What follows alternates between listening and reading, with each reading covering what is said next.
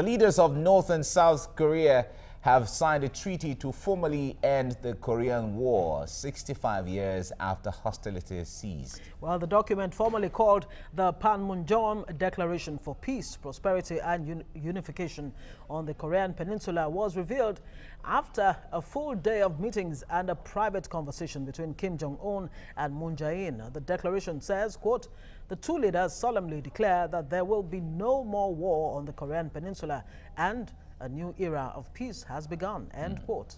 Now, fighting in the Korean War ended in 1953 in a stalemate, after which an armistice agreement was signed. But a peace treaty never followed after that time. So we're seeing it playing out right now. Yes, indeed. Well, we have in the studio TVC News senior researcher Cyril Abaku. Good morning and thanks for joining us. My pleasure, Mike. Good to see you again. Yes. Okay, so Trump has hailed the two Koreas, push for peace. He has praised it, that it's fantastic, it's going just exactly the way we expect it to go. But do we still have reason to tread with caution? Well, no, I don't share the sentiment held by the Australians and the US NSA, John Bolton, saying that the Koreans have done this before. They did it, I think, in the early 90s. They did it again in 2008 to ease tensions and ease sanctions. And then after that, they went back to their... By time. Yes, but I don't think that this time around that is happening. Kim Jong-un has demonstrated remarkable gestures, in coming out. His visit to South Korea was highly symbolic, was highly, it was telling in many ways, and then, of course, the things he has said, that he's ready to denuclearize. Yeah. I mean, he has nothing to lose. One nuclear bomb is, maybe the cost will be around 200 million to 200 million, and he has about 60 of those. So if you put that together on the one hand alone, to destroy one, someone has to pay. For him to denuclearize, you're going to have to pay for the denuclearization. So they'll destroy the weapons, but they must get something in return.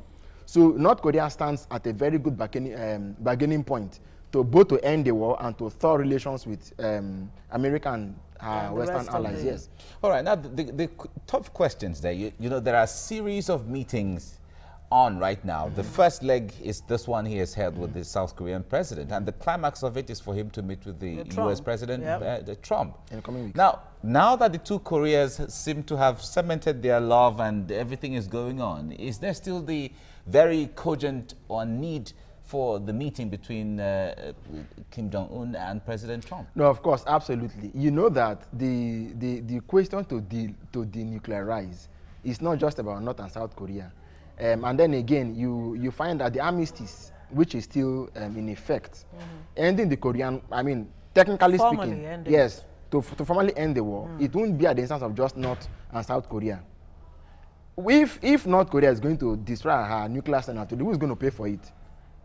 They need American aid, they need American support. They need a lot of pledges from the US in terms of investment and so on. So, and then again, those who stand at immediate risk of a possible nuclear detonation, you know that there are nuclear bombs targeted at South Korea and Japan, even as we speak now. So, and those are US allies. Discussions will take different layers. China will be involved. As I speak, I think Wednesday, Thursday, the Chinese foreign minister is going to visit Pyongyang, So all of these are going to take place. It will take roughly about a year or two to get this whole process over with. But I think that what is fundamental is that they've taken the gesture or the way Kim Jong-un has gone about this whole thing is more than enough to convince whoever is watching developments in the peninsula to know that, look, a lot is going to happen and that he is sufficiently willing.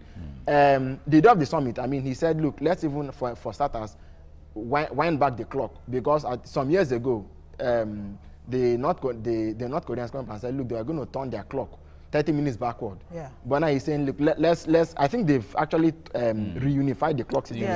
Yes. So that's one. And then South Korea, and then South Korea on the border has also turned off their propaganda loudspeakers. So a lot is going on, and it's going on at a very fast pace. So it's not just talk, it's a lot of action backing going on, yes. Backing the talk. Well, new Secretary of State Mike Pompeo, that April Fool Day meeting was no April Fool at all. So this is real, that North Korea and the rest of the world will be on the same page, more or less. But the speed with which this has happened, I mean, isn't that enough reason to... What exactly do you think is the underlying factor, especially on the part of North Korea? What exactly does Kim Jong-un have in mind? How does it benefit him that he toes this line? Well, I mean, can there really be a single answer to that question? For me, I think that the man has seen that his country is at the position of great strength.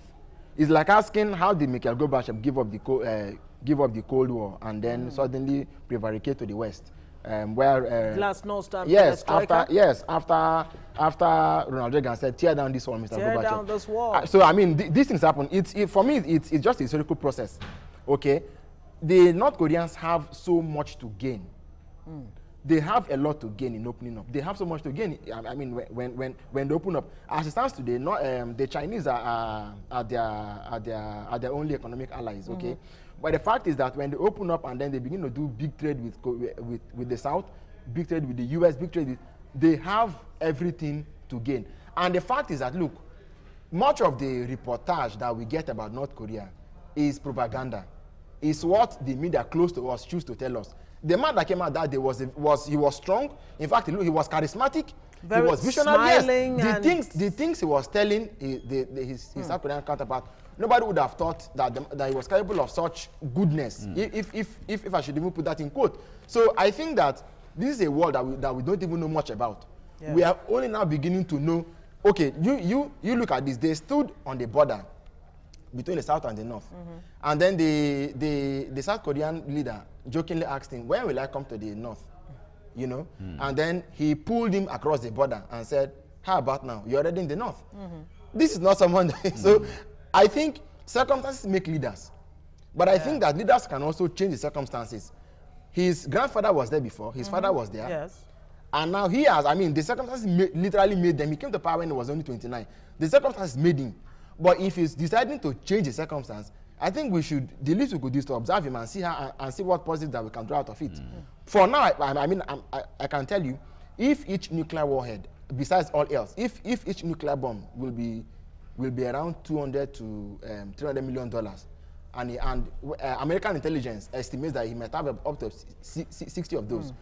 To destroy each of them, you have to pay back in. So they have a lot to gain. They have so much to gain. It's all right.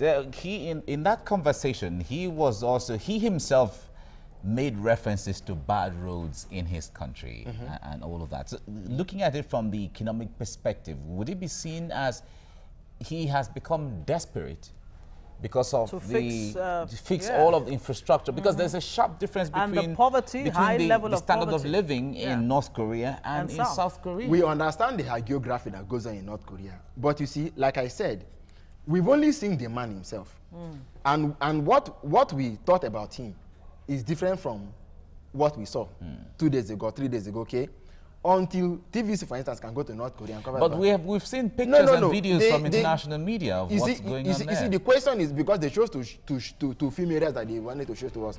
When they talk about bad roads, the South Korean leader said he would like to visit a particular mountain that is held sacred on both sides.